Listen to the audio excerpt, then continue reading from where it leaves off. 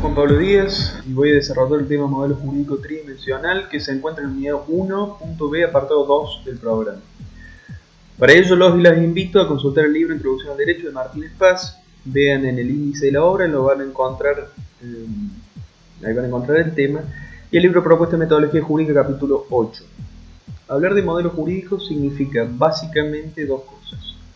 La primera, responder a la pregunta ¿qué es el derecho?, para lo que se necesita elaborar una teoría del derecho. La teoría de la relatividad explica y ayuda a entender por qué caen los objetos. Una teoría del derecho desarrolla razones de orden general que explican y ayudan a entender lo que el derecho es. La segunda cosa es que a partir de estas ideas que tengamos acerca de lo que el derecho es, debemos preguntarnos cuál es la mejor manera, el mejor método para estudiar eso que previamente entendimos como derecho. Y para eso debemos diseñar una metodología jurídica. Lo que yo voy a tratar de hacer aquí es, en primer lugar, resumir muy brevemente cuáles son las principales ideas que sobre el derecho tiene el modelo tridimensional, es decir, esbozar su teoría del derecho, y en segundo lugar, esbozar la metodología jurídica que el realismo diseñó para estudiar. Al final del video haré un balance muy breve en el que expondré aquellas ideas que se consideran positivas de esta visión acerca del derecho y aquellos problemas con los que se cree se tropieza todo aquel que ascribe a este modelo jurídico. Vamos por orden entonces. ¿Cuál es la teoría del derecho que tiene el modelo jurídico tridimensional? ¿Cómo define al derecho? Para entenderlo mejor es conveniente decir algo sobre el contexto en el que este modelo se desarrolla. Las grandes tragedias de la Segunda Guerra Mundial, su totalitarismo, el poder destructor de la ciencia y de la tecnología, desafiaron en primer lugar a los ordenamientos jurídicos sobre los que se habían sostenido hasta ese momento los sistemas sociales. Ordenamientos jurídicos que de alguna manera se les acusó habían permitido la vigencia de estos regímenes responsables. Y desafiaron en segundo lugar a la ciencia del derecho, principalmente positivista, acusándosela de haber permanecido aislada, diría algún autor, en el círculo mágico de las normas, estudiando las normas de estos regímenes injustos en sus relaciones lógicas, sin importar el contenido a partir de la doctrina de que la ley es la ley y demás. Estos horrores mostraron que la ciencia del derecho debía volver a entender al derecho como un orden también valorativo, tomar en consideración y reflexionar sobre la existencia de una justicia superior al derecho positivo, sobre las circunstancias sociales en que esas normas nacen, se aplican y generan consecuencias. Se advierte así una actividad de apertura con esta convicción de que el derecho no se encuentra solo en las normas, sino que también hay que ir a buscarlo en la vida, en la realidad cotidiana. En consecuencia, debe elaborarse, se decía, una definición más amplia de derecho. La explicación de lo que el derecho es se desvirtúa si no se considera, dicen los realistas, la realidad social, cultural y valorativa. Además se dijo que debía dejar de estudiárselo, ahora estamos dentro de la idea de metodología, de manera puramente abstracta, teórica, neutral, lógica, para pasar también a proponer soluciones jurídicas adecuadas a situaciones concretas de la sociedad en general y de los individuos en particular. En definitiva, se entendió que el derecho solo puede ser explicado correctamente, sin desarmarlo, sin diluirlo, desde tres dimensiones. Una primera dimensión es la dimensión normativa. El derecho, sin lugar a dudas, es un conjunto de normas dictadas por los legisladores a partir de procedimientos establecidos para su creación, normas que adjudican derechos y obligaciones. Pero el derecho no es solo eso. Cuando decimos, por ejemplo, que la norma N es injusta, también estamos diciendo algo sobre el derecho. Es parte del derecho esta afirmación, de que la norma N no respeta tal principio, tal valor. Es decir, la distribución de derechos y obligaciones que hace el legislador pretende realizar valores. Y estos valores son también parte del derecho. No puedo entender al derecho, diría un realista, no puedo explicarlo, ni definirlo sin referencia a esos valores. Aparece entonces un segundo plano. Un plano valorativo, una dimensión axiológica que intenta definir el derecho también como un fenómeno valorativo.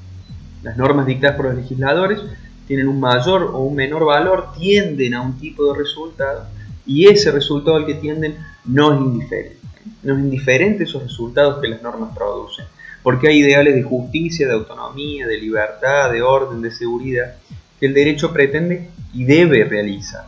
Dicen los realistas, el derecho es portador, organizador y realizador de valores.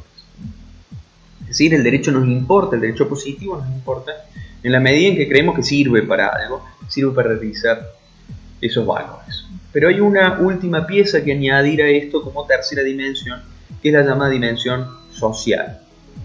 Si nos preguntamos por las normas y por los valores, lo que van a observar los tealistas, al menos una de las versiones más actuales del tealismo, es que tanto las normas como los valores surgen, pertenecen, se aplican e influyen en una realidad concreta.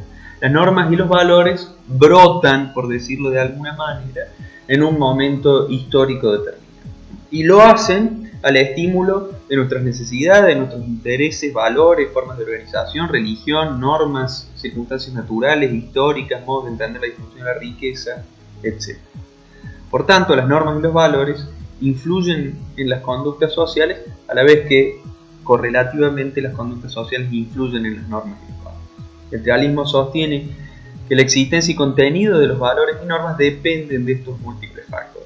El derecho es también un fenómeno social, este contexto, esta realidad social lo constituye, lo define. El derecho, dicen los tealistas, es comportamiento social.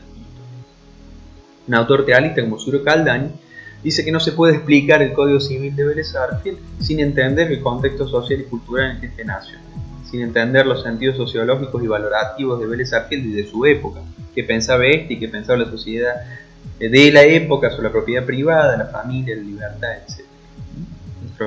Nuestro Código Civil y Comercial también parecería que tiene estas mismas necesidades. Creo que esto es un buen ejemplo para entender qué es lo que quiere hacer el tealismo.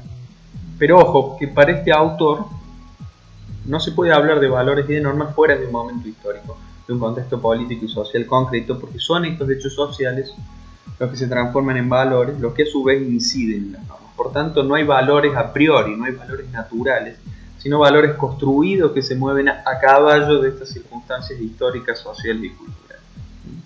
Los valores surgen, se posicionan, se actualizan, se modifican, basados en el comportamiento de la gente. En fin, para cerrar este primer bloque de teoría del derecho, se puede decir que si se le pregunta a un realista qué es el derecho, va a contestar que es un fenómeno complejo, que tiene tres dimensiones, que es un sistema normativo de regulación de la conducta social, producido por los legisladores, garantizado coactivamente, que facilita y asegura la convivencia y cuya validez está condicionada por valores culturales de los cuales el derecho es generador y portador. Dirá también que el derecho, como los valores y la vida, es dinámico, viviente, surge, se crea, se desarrolla dentro de una sociedad concreta y que nada de esto puede ser excluido sin desarmarlo, sin dividirlo. Una vez expuestas estas tesis de fondo, debemos esbozar cuál es el método, cuáles son las técnicas, los procedimientos que este modelo ha diseñado como preferible para estudiarlo. Es decir, qué instrumental teórico va a utilizar un tealista, qué actividades va a realizar para estudiar el derecho, así entender. El punto de partida son estas dimensiones, es decir, es posible hablar de estudios científico-normativos, cuya disciplina es la dogmática jurídica, que permiten analizar este plano normativo y todo lo que el modelo unidimensional puede aportar, puede brindar como provechoso en este aspecto. Pero también se requerirá filosofía del derecho para estudiar este plano valorativo, este plano axiológico.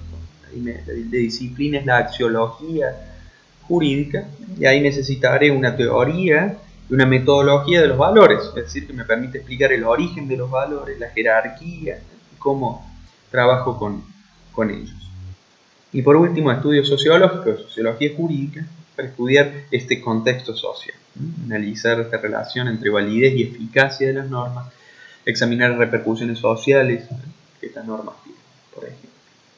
Ahora, estos estudios deben estar de algún modo integrados, porque si siguiesen estando separados, lo que haría en definitiva es estudiar a un derecho desarmado, diluido, le haría perder esta unidad triádica. Debe ser un mecanismo entonces construido de manera tal que permite el diálogo entre estas tres dimensiones. Esto se procuran hacer los tealistas a partir del llamado pluralismo metodológico, del que no tenemos tiempo de desarrollar aquí.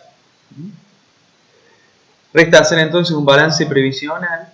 Para ello les recuerdo que los modelos jurídicos son siempre provisorios y sometidos a revisión, porque estos balances no se cierran nunca. Pero puede decirse, a un nivel general, de que es correcto y absolutamente necesario tener hoy una visión amplia del derecho. Si pensamos en nuestros contextos actuales, en el que hay una discusión presente y fuerte sobre derechos fundamentales básicos sobre su contenido. Si pensamos en problemas como el aborto, el matrimonio igualitario, la manipulación genética, etc., ¿no? Todos estos fenómenos, es decir, para todos estos fenómenos pensar el derecho y estudiarlo solo como un conjunto de normas dictadas por el Congreso parece ser insuficiente, ¿no? Para estos problemas tan profundos, las normas positivas no pueden ser lo único que cuenta. Cualquier planteamiento jurídico sobre el aborto, la manipulación genética, etc., podríamos decir que queda rengo si no se atiende a estas otras dimensiones que hemos desarrollado, pues son estas dimensiones las que, creo, permiten situar esas discusiones en el lugar correcto. En cuanto a las críticas, hay una crítica que se le ha hecho al trialismo, es que los fenómenos jurídicos, muchos de ellos al menos, requieren otras dimensiones para poder definirlos y explicarlos, por ejemplo la dimensión económica. Por lo que concluir que el fenómeno jurídico tiene nada más que estas tres dimensiones es también en el fondo un modo de diluir. La segunda crítica es que en los términos en que está planteada la dimensión axiológica presenta algunos problemas, al menos como lo han planteado algunos trialistas, entre ellos el autor que cité hace un ratito. Si bien hay una idea de estos trialistas, de una idea de fondo, de un compromiso fuerte, de principio, con el ideal de justicia y con otros valores, entender estos valores como productos de este contexto social significa en algún punto relativizar. Las normas sobre el aborto, el matrimonio igualitario, la manipulación genética, el medio ambiente, no pueden ser justas o injustas según sea el contexto social de un momento determinado, según de una mayoría pasajera. Por supuesto que este contexto influye, pero hay valores naturales a priori, un núcleo de valores no negociables por los contextos sociales, y este es un punto clave de la cátedra. El hombre es una realidad existencial que él mismo es capaz de descubrir a partir del conocimiento de su naturaleza ético-social. Más aún, si reconocemos que este contexto social, o en este contexto social todavía hoy hay voces que tienden a quedar sistemáticamente desplazadas o excluidas, en este contexto no honra a todos sus participantes como iguales en dignidad y respeto, no parece ser una buena estrategia hacer depender la valoración, ¿no?, a ese contexto. Parece que tenemos que exigir algo más, que puedan darse razones que muestren dignidad y respeto a un igual, a un participante de ese contexto, diciéndole que si se le impone una decisión, no solo es porque esto está reconocido en el contexto, sino porque hay razones que no son parte de ese contexto, que van más allá de ese contexto, que van más allá de una mayoría ocasional, superficial o no suficientemente meditada que justifica la fe. Y por último, en cuanto al método, la crítica que se le ha hecho al trialismo es que este diálogo metodológico entre estas dimensiones no queda del todo claro. No se advierte cómo quedan calibradas, si hay alguna dimensión más importante que la otra. ¿Qué ocurre si, por ejemplo, estamos estudiando el aborto y llegamos a resultados negativos en cuanto a su dimensión valorativa, pero positivos en cuanto a sus consecuencias sociales? No sabemos bien cómo encajan estas dimensiones. Y la respuesta a estas preguntas, por supuesto, que cambia totalmente los términos de la cuestión, como vimos recién en el ejemplo del aborto. Y estos problemas entonces hacen tambalear este mecanismo diseñado para fiscalizar esta formulación y aplicación de normas, es decir, para ver cuál debe ser el alcance de nuestros derechos y obligaciones, cuál deben ser los términos en que deben componerse los conflictos. Es necesario que tengamos en claro estas dimensiones.